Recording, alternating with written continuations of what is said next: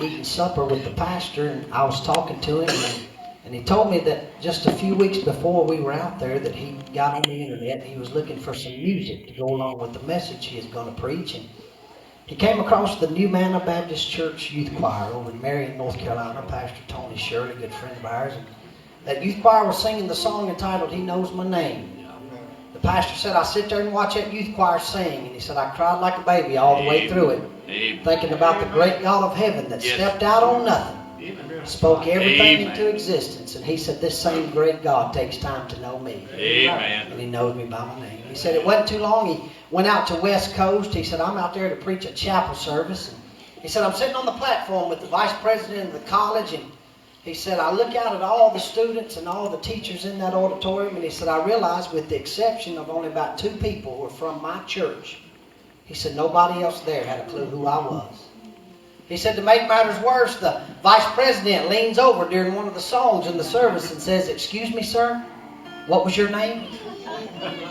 And he said, I leaned over and told him what my name was. And he said, I started crying like a baby all over again. Amen. He said, I thought nobody here has a clue who I am. But there's a God in heaven who knows me. Amen. He knows me by my name. That happened on Tuesday night. Kids went back in the auditorium after the service. They were familiar with the song. They practiced it just a little bit. And we were going to surprise this pastor with it on Wednesday night. Wednesday afternoon rolls around, and I'm standing in the parking lot of the church. We're out there talking, and my cell phone rings, and it's one of the staff members from the New Manna Baptist Church. Brother Charlie's his name. I tell Brother Charlie the story that I just shared with you about this preacher, and Brother Charlie says, man, it seems like just in recent days that song has been a blessing to a lot of people. And he went on to tell me how that just a few weeks before this, he said, we had a missionary to Mexico in our service. Wednesday night, Sunday night, I don't remember which one it was. He said, but the missionary sat on the front row. And he said, our youth choir was singing that song that particular night. Yeah. He said, right in the middle of the song, the missionary jumps off the front row, and he's a shouting and praising the Lord. He said, just having himself a time. And he said, next thing you know, this missionary starts a conversation with our youth choir. And he said, young people, that may be just a bunch of words to you.